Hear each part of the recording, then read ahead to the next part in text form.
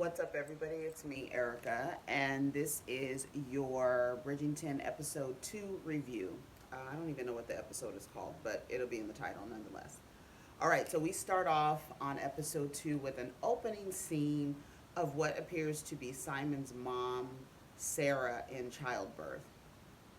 And it's just this big scene where the father is really excited. He really wants a son, Simon's father, and his mother ends up dying in childbirth. The father doesn't even seem concerned with the mother. He's more concerned with having a son, an heir take on his name. So he's really excited about that. Lady Whistledown is talking about the Duke and Daphne in her circular and explaining how it was an unlikely match, and another mention to the Duke being just this rake, right? So we see the Duke and Daphne sitting together or walking in the promenade together, and they're negotiating time they need to spend with each other. And she's basically saying, well, if we're going to do this ruse, I need you to spend some time with me so we can make it believable. So they're just basically negotiating how many balls he's going to go to. Is he going to send her flowers?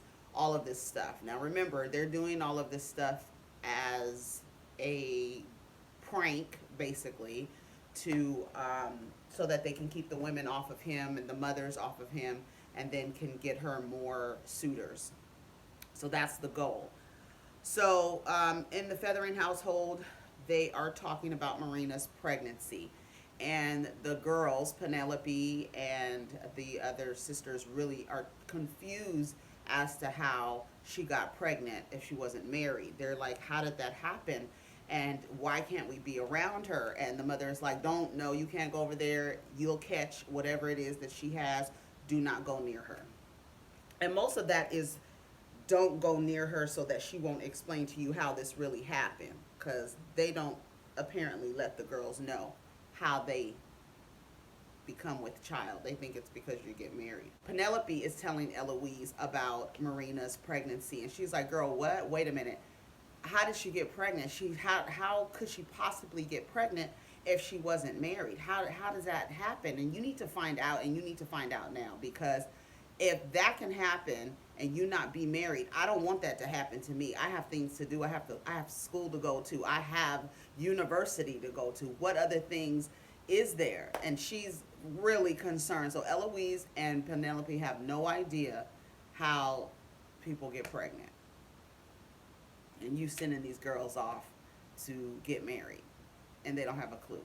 The Bridgertons, again, they are, Eloise's wants to know. She's back at home. After Penelope then told her about Marina, Eloise goes home and she's like, so how does one become pregnant? And then she's like, I need to know now, because I need to make sure it doesn't happen to me. Because apparently, does she mention? The sons know, but the daughters don't, because she goes over there and sits with the boys, and then she was like, I presume you guys know, and they're looking like, girl, no, we don't know. We don't have nothing to tell you, although they do know. So all of a sudden, callers start showing up for Daphne. All these guys start coming up for Daphne, and Anthony, her brother shows up with that dirty old man, Lord Burbrook. And he's like, what's going on here? I mean, it's all these men at their house. And he was like, what's going on here? Don't be disrespectful. So her brother kicks out everybody. The brother kicks out everybody, Anthony, because remember, he's already promised his sister to Nigel Burbrook. Well, the mother is upset, right? So the mother is like, why would you do this? Basically, they're upset with the brother basically being a hater. The mother is explaining to the son, the Duke is somebody that would be perfect for our family, be perfect for our status, marrying the Duke. And he was like, listen, he does not want to get married. He is not going to marry her. I don't care what you think. I know him more better than you know him.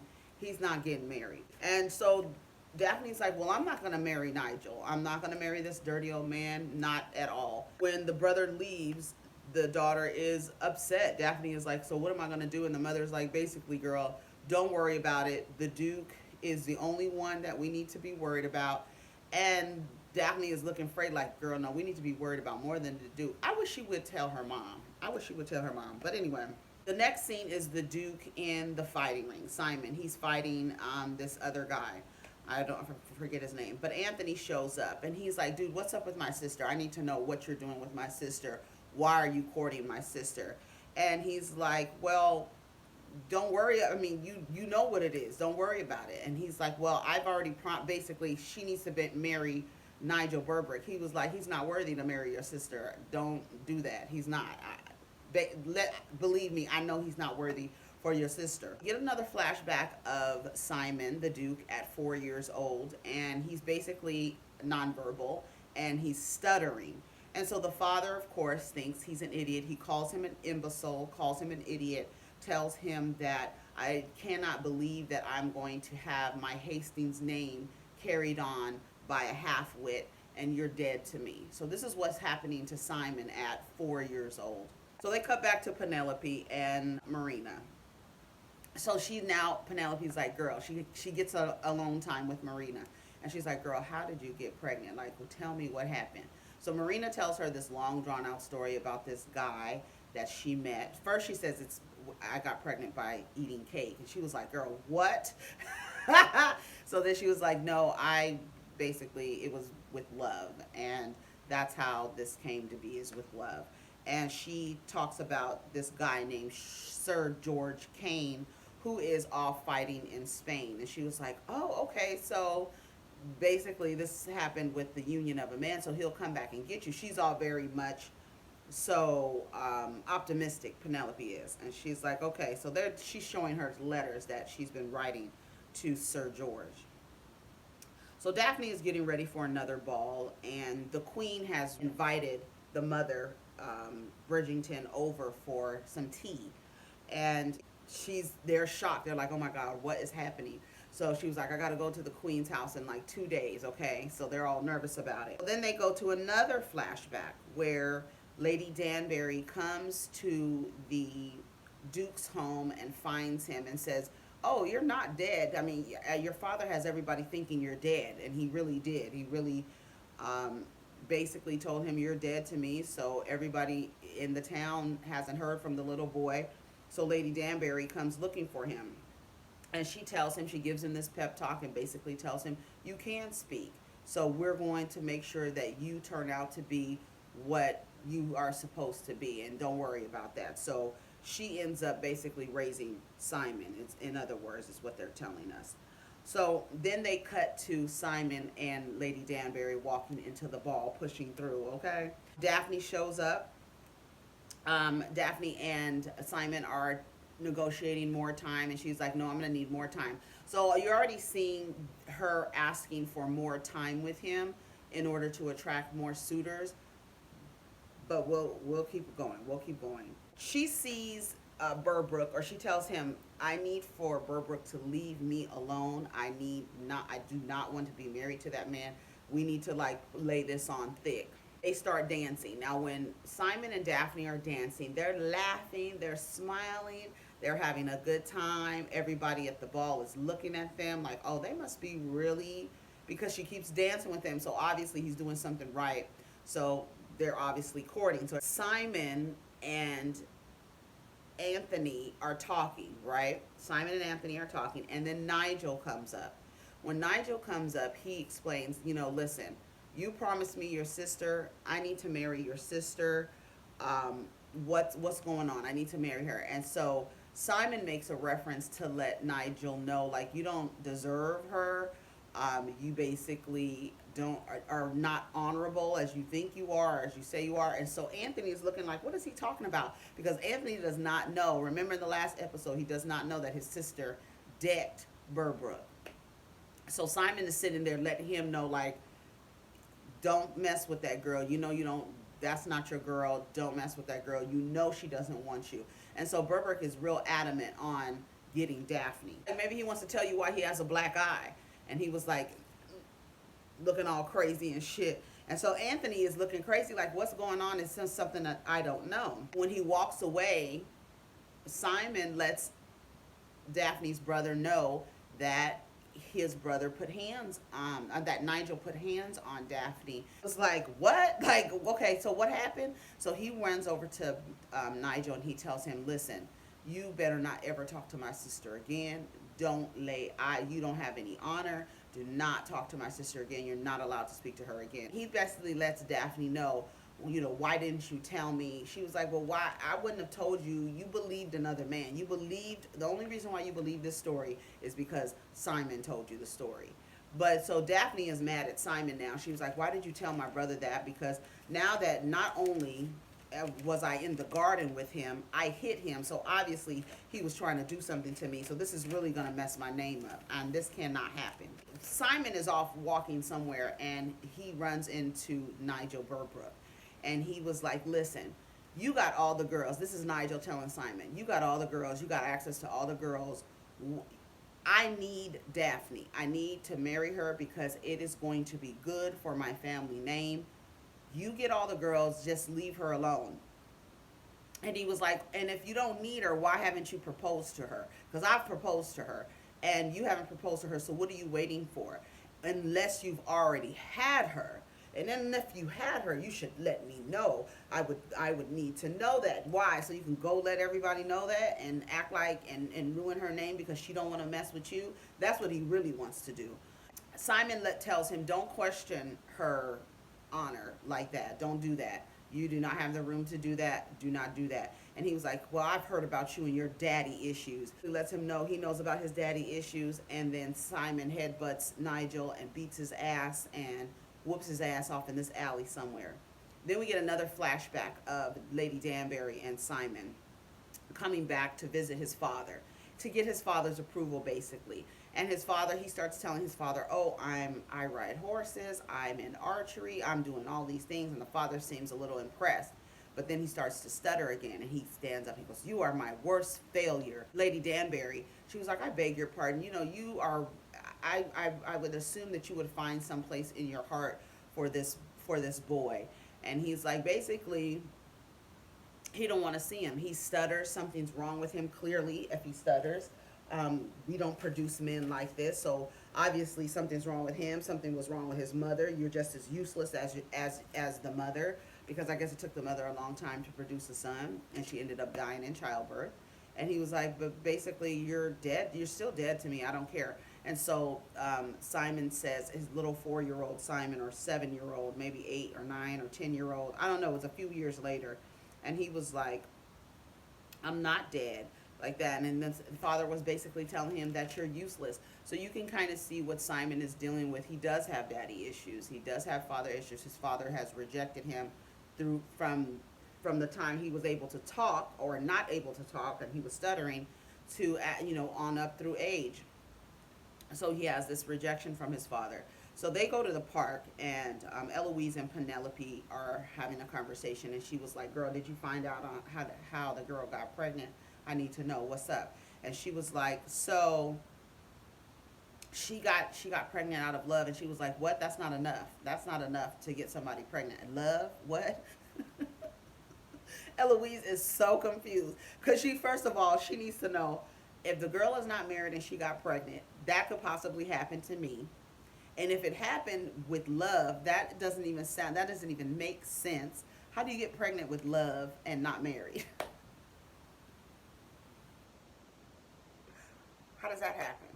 She is so confused. I love every minute of it. So Anthony and Daphne are having a conversation, and that's when he basically tells her, you should have told me about Nigel. And she was like, well, you wouldn't have believed me, and the only reason why you believe me is because another man told you.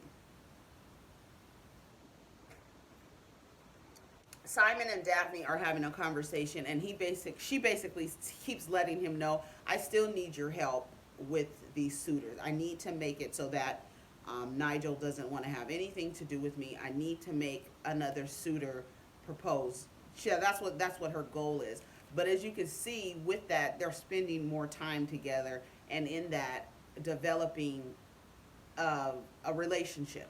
Okay. Here comes Nigel. He comes to the park with this piece of paper in his hand, and he's letting everybody know that he's letting everybody in that family know that he has a special license to get married to Daphne, and it needs to be honored because the brother accepted the proposal. So this is now these are traditions. You want when you accept a proposal, that's what happens. You gotta get married to the guy. You accepted the proposal. I was like, no way.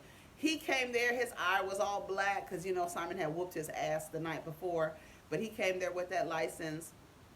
Girl, no. Everybody was mortified, and he was like, or I can let everybody know her and I were in the garden alone. So either what do you want to do? You want to let her marry me, or I can ruin her name, and nobody will marry her, and she'll be ruined and worthless. Daphne is sick. She's really upset. She's really mad because she's like, I do not want to marry him.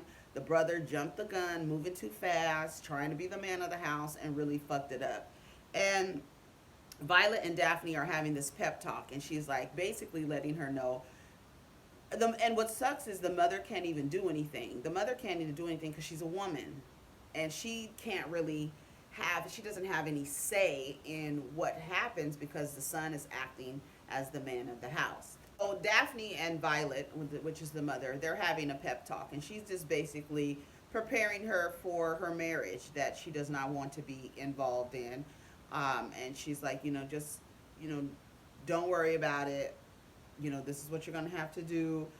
Basically, just letting her know. So the mother is kind of upset, too, because the mother does not want her daughter to marry that man. And she was like, what's wrong with his eye? Isn't something wrong with his eye? What? Did he ever get that fixed? What did she say? She's not pleased at all. Eloise is out in the back smoking cigarettes, and her brother Benedict walks up. And she basically lets him know that what she wants, she doesn't want this life. That, during the season, all the girls are going out trying to find marriage, and she's like, I don't want that life. I don't want it. And he's like, I don't either. You're not the only one, he said. And I believe, well, we'll get into his story later. He was like, you're not alone with that. So there are two people in this family who don't want to follow tradition. So Lady Bridgerton goes to see the queen, and honey, the queen is in there. She's partying, honey. She's doing a little, she calls it snuff, but I don't know what that was. Looked like cocaine to me. That's what it looked like to me. What happened in that scene was I guess the butler, I don't know what his name is or what his title would be, but the little hand servant for the queen, she says he's a gossip. And she's like, the helpers gossip, right? And she was like, so she excuses him while she talks about what's happening with the Duke and setting up the Duke and Daphne. So then it gives Lady Bridgerton an idea, like, oh, let's gossip and ruin the name of the Burbrooks, right? So I'll have a reason not to get married, or my daughter not to get married to him. So then Bridgerton invites Nigel's mother over. Girl, she looks like she is not an attractive woman. Her and her son look alike. He was like, let me look at you, talking to Daphne. Let me set eyes upon you. I was like, ugh, she's so gross. She's just as gross as her son. Anyways, so they start talking. The help.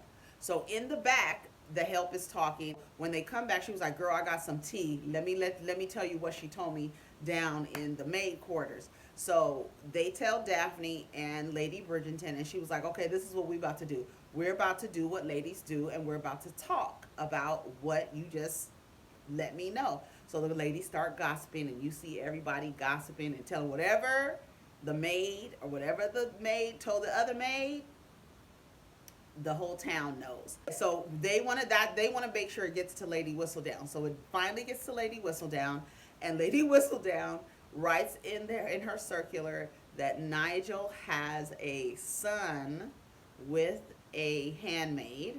I believe it was a handmaid that he had a son with, but he's not married to the woman. So he's worthless now because you've had a child that you didn't marry the woman. So that's something wrong with you as well. So we don't want to be married to you. You already have a child. You need to go take care of your child. So as the circular is going around, Nigel sees it. He reads it. He's looking like, what? And baby, he flees the country. He left. His ass got out of town. So Daphne is really happy about that. So the mother talks to the son, the oldest son, Anthony, and she tells him, I know that based on society that you have a position in this family as the man of the house, but you're not capable of doing that. You're not capable. You almost let your sister marry a disgusting person. So you're not capable of doing what society has assigned to you. The role, you're not capable. So I have it here on out. She was not having it. So Daphne and Eloise have a chit chat, and Daphne and Eloise are basically talking about what's going on in society and how that's not what she wants. Again, she's on that. She wants to go to university. She wants to go to school. She does not want to go. She does not want to get married. She does not want to do the traditional stuff. And she was like, aren't you scared? And she was like, no, I'm scared too. This is Daphne talking. She was like, I'm scared too. But, I have my mom and dad as an example. We have them as an example. And she was like, but aren't you scared like to have babies and stuff like that? Did you remember when mom was screaming? And she was like, yeah, I remember that. But we got Hyacinth at the end of that. And she's just, she's a wonderful addition to our family.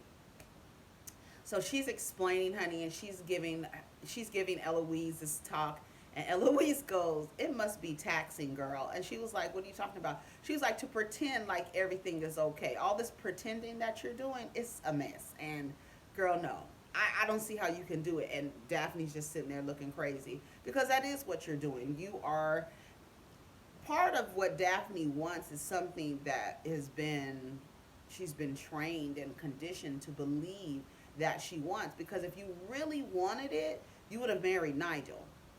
But you can see that you feel like you want to be attracted to that person. So it's just not all about marrying for status. You want to be attracted to that person. And we could see clearly she did not want to marry that man. He was not attractive. His family was as it turns out. And then he's out here screwing people and making babies and not marrying the people. Girl, no, we're not, But you have to act like you're okay with all of this.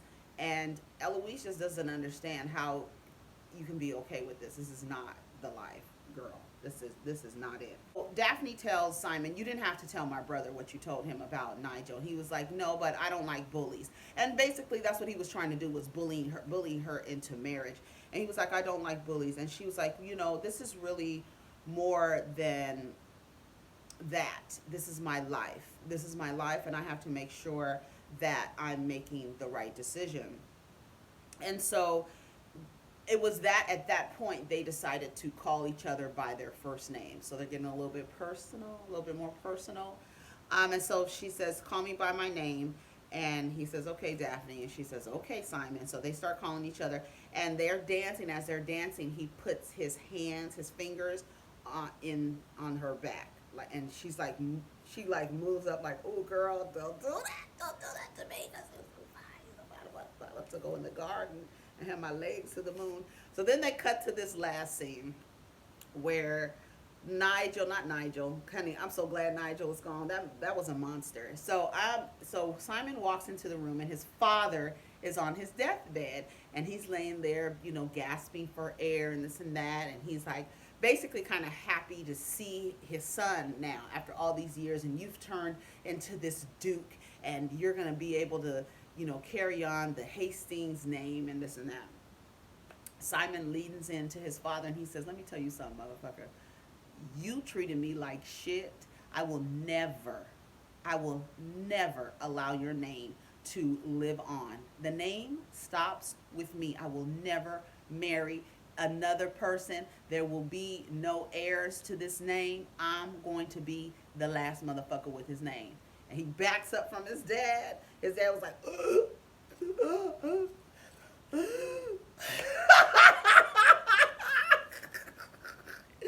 baby, he died. He died. His father died. So that's the reason why Simon is not getting married, because he made a promise to his father that because he treated him like a damn scoundrel and a throwaway trash, that he's not going to honor his legacy by giving him an heir or continuing on the name. And so that's the reason why he doesn't want to get married. So I was like, okay, Simon. Anyways, y'all tell me what you think of the episode. I love this. I love this series so much. I'm glad I'm watching it again, and I'm glad I'm reviewing it. Anyways, let me know if I missed anything. Um, yeah, take care of each other, protect your energy. Peace.